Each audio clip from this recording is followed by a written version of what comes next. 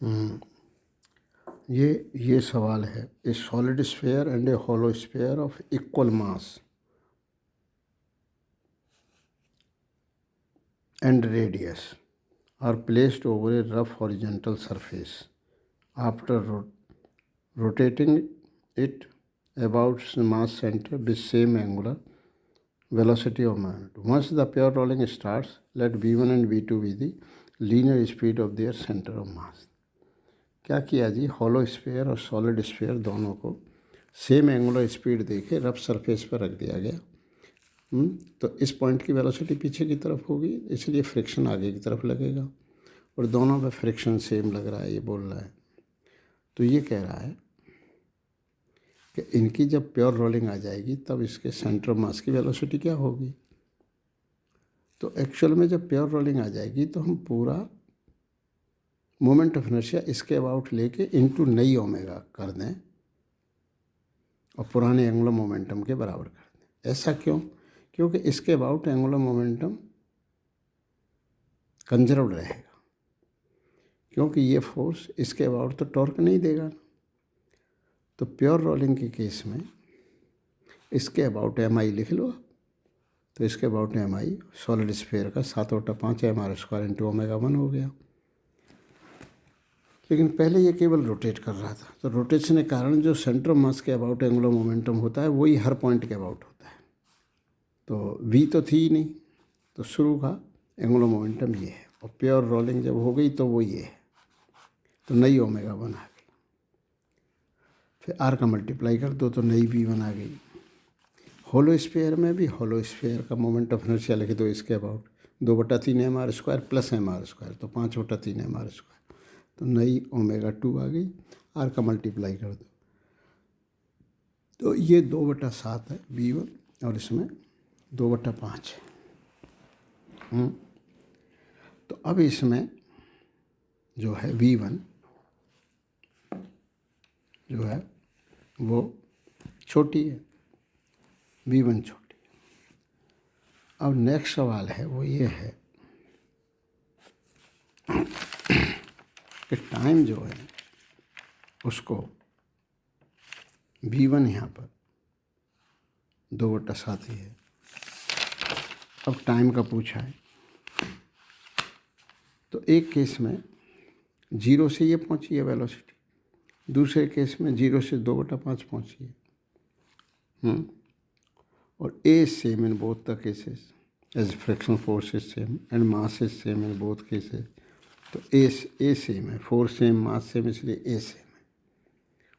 तो एक में सॉलिड स्फीयर में ये जहाँ पर वेलोसिटी कम है तो वहाँ टाइम उस वेलोसिटी के पहुँचने में टाइम जो है कम लगेगा, तो t1 is less than t2।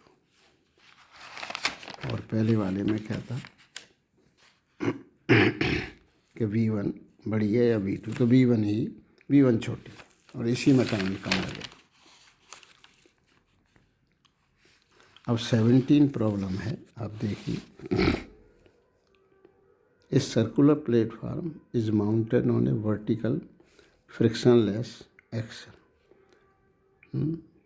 इसका रेडियस 2 मीटर है and its moment of inertia 200 kg/m² है। मतलब एक टेबल है, उसका मोमेंट ऑफ इनर्शिया दे रखा है सर्कुलर प्लेटफार्म है, जैसे डाइनिंग टेबल होती है circular. It is initially at rest, A 70 kg man stands, इस तो 70 kg मैन स्टैंड्स हो गया, खड़ा हो गया on the edge of the platform and begins to walk along the edge at speed v0 1 metre per second से रिलेटिव टू द ग्राउंड। तो कह रहा है the angular velocity of the platform. तो एक्चुअल में इसमें पूरा प्लेटफार्म एंड मैन को मिला के नेट टॉर्क 0 है, इसलिए एंगुलर मोमेंटम कंजर्वेशन लगेगा। तो जो मैन का एंगुलर मोमेंटम है तो उसके उल्टी डायरेक्शन में डिस्क का होगा। तो मैन की जो एंगुलर वेलोसिटी है या वेलोसिटी है वो विद रेस्पेक्ट टू ग्राउंड दे रखी है। तो अब इसमें क्या होगा जी, इसमें पूछा है रेडियस दे दिया, मोमेंट ऑफ इनर्शिया दे दिया इसका। Platform initially at rest, mass of the man 70 kg, stands on the edge of the platform and begins to walk along the edge at speed v0 1 meter per second relative to the ground। तो ये MBR हो गया। मास जो है 70 है, velocity 1 है, radius 2 है, तो ये angular momentum of the man, तो वही होगा उसका प्लेटफार्म का। तो 2 से ओमेगा, तो नई ओमेगा आ गई 0.7 रेडियन पर सेकेंड, नई ओमेगा आ गई। यही पूछा गया था। अब 18 सवाल क्या है कि 18 सवाल जो है देखिए क्या है। 18 प्रॉब्लम है, in the above problem when the man has walked once round the platform so that he is at its original position on it, what is the angular displacement relative to।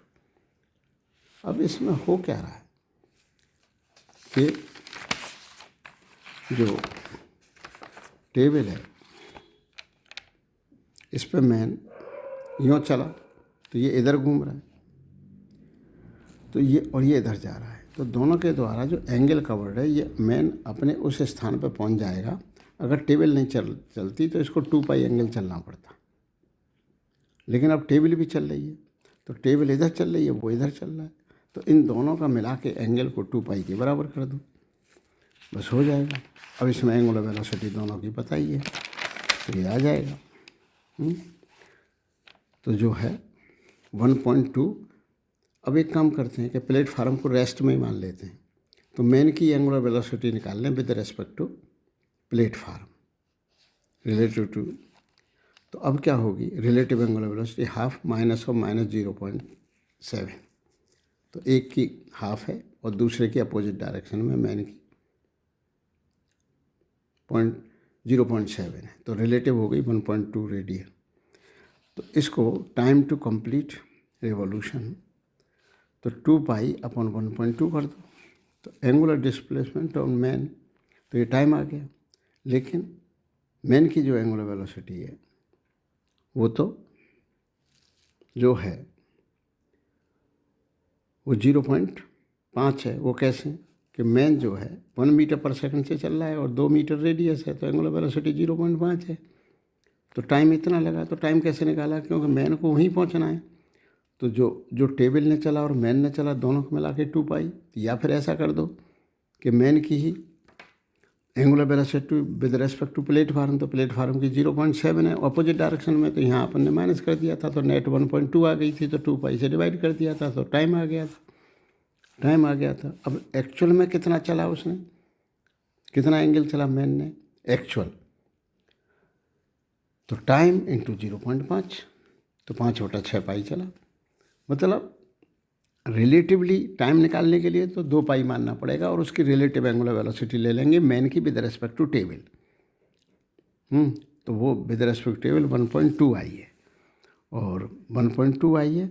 फिर इसको इस तरह से deal कर सकते हैं कि अब मैन ही चल रहा है और टेबल रेस्ट में।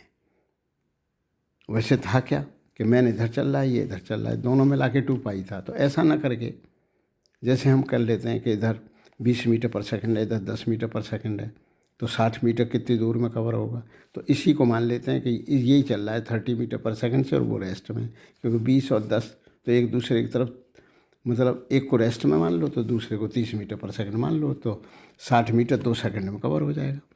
तो टाइम तो वैसे निकल आता है, लेकिन फिर वो जब एक्चुअल पूछेगा कि एक्चुअल मैन चला कितना, तो मैन की एंगुलर स्पीड कितना एंगल चला, तो मैन की एंगुलर स्पीड इनटू टाइम, ये आंसर हो जाएगा।